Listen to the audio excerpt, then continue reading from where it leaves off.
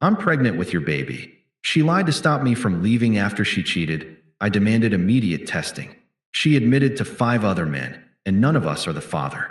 Hey viewers, before we move on to the video, please make sure to subscribe to the channel and hit the like button if you want to see more stories like this. Thanks. I used to think love was about patience, about waiting for the other person to meet you halfway, even if it took longer than it should. That's what I told myself for 2.5 years with Emma. When we met, she was still picking up her life after a messy breakup. She was charming in that slightly chaotic way, always talking about healing and finding herself, but never really sure what that meant. I didn't mind. I wanted to be the guy who made her feel safe again. She called me steady. She said I was the first man who didn't make her anxious, who didn't yell, who didn't cheat. I believed her when she said she wanted stability. What I didn't realize back then was that to her, stability only felt comforting until it got boring. We moved in together after a year. I handled most of the bills, groceries, small repairs, the usual. She bounced between part-time jobs and creative projects. She said she just needed time to figure out what she was passionate about. I didn't push her. I thought giving her that space was what a good partner did. But somewhere around the second year, things started feeling different. She got more secretive with her phone. The phone that used to live on the couch next to her suddenly never left her hand. I'd catch her turning the screen away when I walked by, or laughing at messages she wouldn't explain. When I asked, she'd roll her eyes. Do you seriously not trust me? It's just my friends from work. God, you're paranoid. That word, paranoid, became her favorite defense. I started hearing it every time I tried to talk about anything that bothered me. When she started staying late at work, she framed it as ambition. You're always saying I should take things seriously, she said. Now I'm actually doing it. But it didn't add up. Her work clothes started looking more like outfits you'd wear to a bar, not an office. She smelled like perfume I hadn't bought her. Still, I didn't confront her right away. I didn't want to be that guy who jumps to conclusions. I told myself maybe I was overthinking it. That's what patience looks like, right? Trust? The small things piled up, though. I'd find unfamiliar receipts in her bag, bars, restaurants, and parts of town we never went to. One night, I woke up at 2 a.m. and saw her sitting on the balcony, whispering into her phone, laughing softly. When she noticed me, she jumped like she'd been caught doing something illegal. Couldn't sleep, she said quickly. Was just talking to Maya. She's going through stuff. Except Maya posted a story 10 minutes later, sound asleep, with her boyfriend snoring next to her. That was when the first real crack appeared in how I saw her. But I didn't say anything that night. I just lay awake, staring at the ceiling, realizing that maybe love isn't about patience. Maybe it's about paying attention. I started noticing everything. The way she'd suddenly shower before running errands. The way she'd spend half an hour choosing an outfit just to grab coffee with a friend. The way she'd lock her phone even inside our apartment and flinch when a notification came through. There was one moment that stuck with me. The one where I think I finally knew, deep down, that something was happening. She was getting ready to go out with coworkers. She stood by the mirror, touching up her lipstick, and asked, "Do I look too much?" I said, "You look great." "Who's going?" She didn't look up. "Just some people from marketing." "Anyone I know?" She hesitated. "You don't. It's mostly new people." Then she smiled at herself in the mirror, but it wasn't the smile she used to give me. It was like she was practicing it for someone else. She came home late that night, later than she'd ever stayed out before, and smelled like whiskey and cologne that wasn't mine. I remember sitting on the couch, pretending to be asleep when she stumbled in. I could have confronted her right then, but I didn't. I just felt tired, like I'd already lost, and I didn't even know what the score was. The next morning, she kissed me on the cheek and said, "You're too good to me." It was supposed to sound sweet, but it came out as guilt. That was the moment I decided I was done ignoring the truth. I started quietly collecting evidence, phone bills, receipts, screenshots of work nights that didn't line up. I didn't plan to explode or yell. I just wanted to know. And eventually, I did. It wasn't one man. It was several. Messages that read like rehearsed lies, timestamps that overlapped, half-naked photos that made me sick to my stomach. But I didn't scream. I didn't throw her out. I just looked at her across the kitchen table one night and said, "I know." She froze, like the word alone had pulled the floor from under her. That was the moment she realized I wasn't guessing anymore. And for the first time in our relationship, she didn't know what to say. The night I told her I knew, she didn't even try to play dumb. She just froze, mid-bite, fork hanging in the air, and stared at me like she was calculating how much I'd found out. "What do you mean?" she asked finally, voice too steady to be natural. "I mean, I know you've been cheating," I said. "You don't need to pretend." She laughed, but it came out thin and nervous. "You're insane. You've been acting weird for weeks. Are you seriously stalking me now?" I slid my phone across the table. The screen lit up with her messages, screenshots, dates, photos. I'd organized everything. I didn't even raise my voice. Her eyes darted over the screen, her face draining of color. Then she did what she always did when cornered, turned it back on me. "I can't believe you went through my stuff. Do you even realize how violating that is?" "I didn't go through anything," I said. "You left your phone on the counter while you were in the shower. The notifications did the rest." She looked down, jaw tightening. For a second, I thought she'd finally admit it, maybe even apologize. But instead, she sighed and shook her head like I was the one ruining everything. "It was just texting," she said quietly. "It didn't mean anything. You've been distant lately, and I just needed someone to talk to." I didn't answer. I just let the silence hang there until she started fidgeting. Then she blurted out, "Fine. Yes, okay. I messed up, but it wasn't serious. It just happened once, and I stopped it. I didn't want to hurt you." "Once?" I asked, because there are 5 different names in those messages. Her eyes widened. She looked caught off guard. Not that I knew, but that I'd counted. "Who told you?" she asked, her voice cracking. "No one had to tell me," I said. "You left a trail." She stood up, pacing, hands shaking. "You don't understand. I was lonely. You're always so calm, so controlled. I felt invisible. You never fight for me. You never get jealous. I just wanted to feel wanted again." "That's not loneliness," I said. "That's entitlement." That hit her. She froze, then looked at me with tears in her eyes, the performance kicking in. "Please, don't say that. You're the only person who ever really cared about me." "I did," I said, "right up until now." I stood up, walked to the bedroom, and started pulling clothes from the closet. She followed me in, panic rising in her voice. "Wait. Where are you going?" "I'm leaving," I said. "You can keep the apartment until the lease ends. I'll sort out my stuff later." She grabbed my arm. "You can't just walk away. We can fix this." "I don't want to fix it." And then she said it, the line that made my stomach drop. "I'm pregnant." I stopped cold. "What?" She wiped her eyes, trembling just enough to make it look believable. "I found out 2 weeks ago. I didn't know how to tell you. Please, don't do this right now. I need you." For a full minute, I just stared at her. My brain couldn't decide what to feel: anger, disbelief, confusion. 2 weeks ago," I said slowly. "You were still sleeping with other people 2 weeks ago." Her expression flickered, just for a second, enough to show she hadn't thought that far ahead. Then she doubled down. "It doesn't matter. I know it's yours. I just know. You're the one I love." I could have yelled. I could have said something cruel. Instead, I took a deep breath and said, "Then you won't mind getting tested." Her whole face changed. The tears stopped instantly, replaced by this look of alarm she couldn't hide. "Are you serious? You don't trust me at all? You think I'd lie about something like that?" "I think you already did," I said. "So yes, I want to test." She shook her head, voice rising. "You're stressing me out, and it's bad for the baby. I can't believe you treat me like this when I'm scared and vulnerable." "Emma," I said quietly, "you cheated. You lied. And now you're telling me you're pregnant. You don't get to play the victim here." Her breathing got shallow, her eyes darting like she was trapped. Then, out of nowhere, she switched tactics again, desperation replacing anger. "Please don't leave me," she whispered. "You don't understand how bad this will look. My parents will never forgive me. I need you. Just stay, at least until the baby's born." "I'm not staying anywhere until I know the truth." I walked past her, grabbed my keys, and headed for the door. She called after me, voice breaking now. "If you walk out, you'll never see me or your child again." I stopped, turned around, and said, "Then make sure I'm the father first." Then I left. That night, she sent me 15 texts, crying, apologizing, begging, threatening. I didn't reply to a single one. I just sat in my car, parked a few blocks away, staring at the streetlights until sunrise, realizing that the woman I thought I loved had just invented a life to keep me trapped in a lie. And I wasn't going to play along.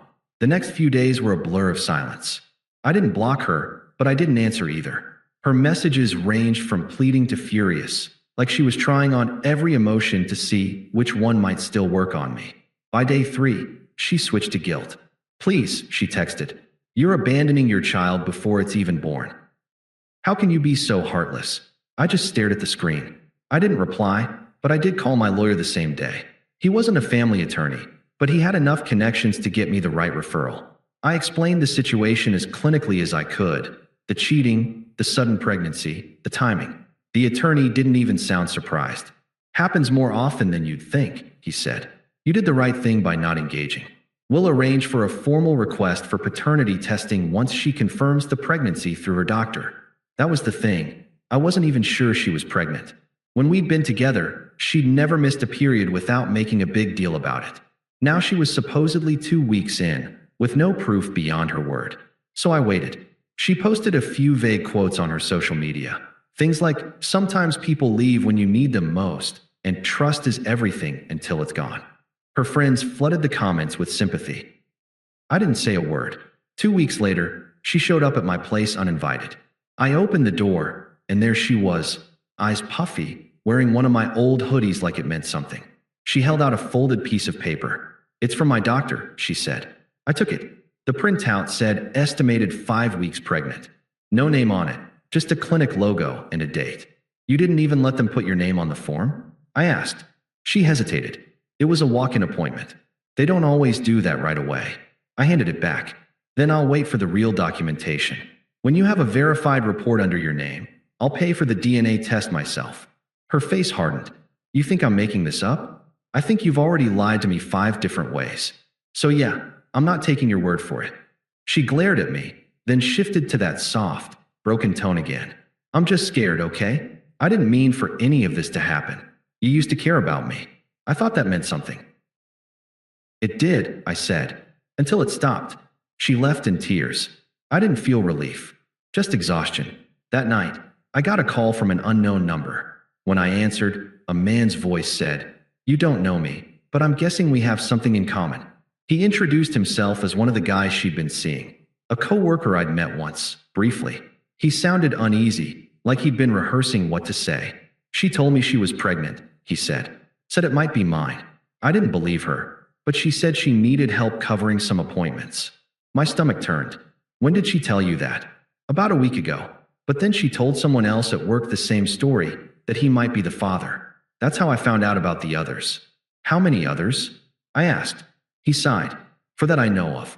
Maybe more. Look, I'm not trying to start drama, but you should know she's been saying whatever she needs to whoever will listen." After we hung up, I just sat there in the dark for a long time. I wasn't angry anymore, just done. The next morning, I texted her, "If you're serious about this, send me your doctor's information.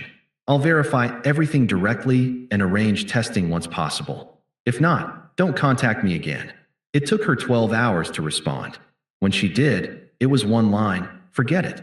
It's not yours anyway." No explanation, no follow-up, just that. But a few days later, word got around that she'd been forced to admit the truth. Apparently, she'd told so many overlapping stories that someone finally confronted her at work. Under pressure, she confessed. There were 5 different men, none of them certain, and the pregnancy was a bluff she thought would make me stay. When a mutual friend told me all this, I didn't feel vindicated. I just felt strangely free, like I'd been holding my breath for months and finally exhaled. I didn't reach out to her again. Didn't post, didn't gloat, didn't warn the others. I just deleted her number and kept going. For the first time in a long time, peace wasn't something I had to fight for. It was just what happened when the noise stopped. A week later, I heard she'd been suspended from work.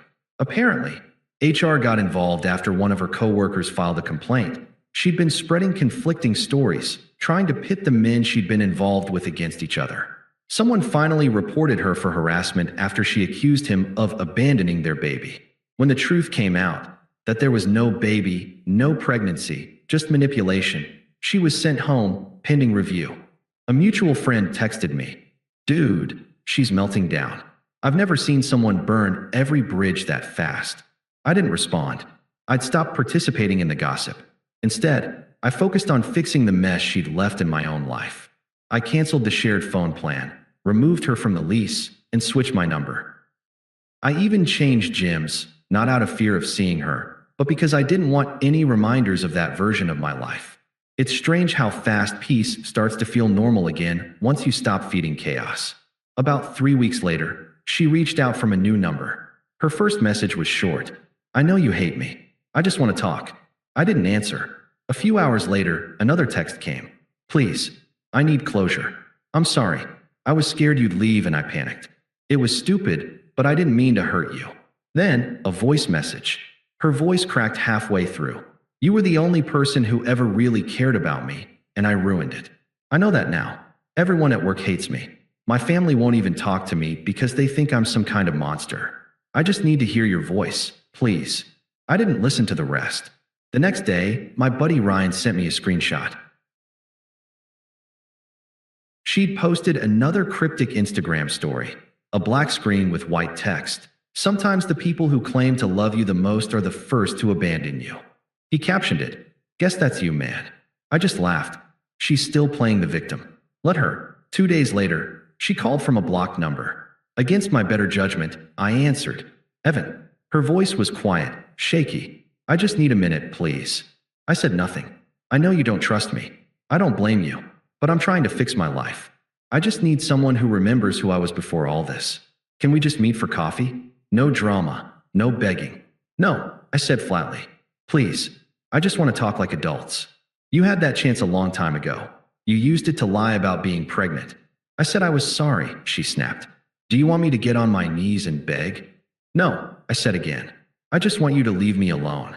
There was a long pause. Then her tone shifted from pleading to bitter. "You think you're so perfect, don't you? Like you never did anything wrong. You think walking away makes you better than me." "I don't think about you at all," I said, and hung up. That was the last time I answered. After that, she tried everything. Emailing me from fake accounts, asking mutual friends to pass along messages, even showing up at my gym once. The manager escorted her out when she caused a scene. Eventually, she stopped trying. Months passed. I got promoted at work, started running again, and even reconnected with old friends I'd neglected. My life felt quiet, predictable, peaceful, everything she used to call boring. One evening, I got dinner with Ryan and his girlfriend. He told me she'd quit her job, moved back in with her parents, and was apparently working on herself. I didn't ask for details. That's the thing about closure. People think it's a conversation. It's not. It's a decision. And mine was simple. I'd already had all the conversations I needed. It had been almost 8 months since I last heard from her.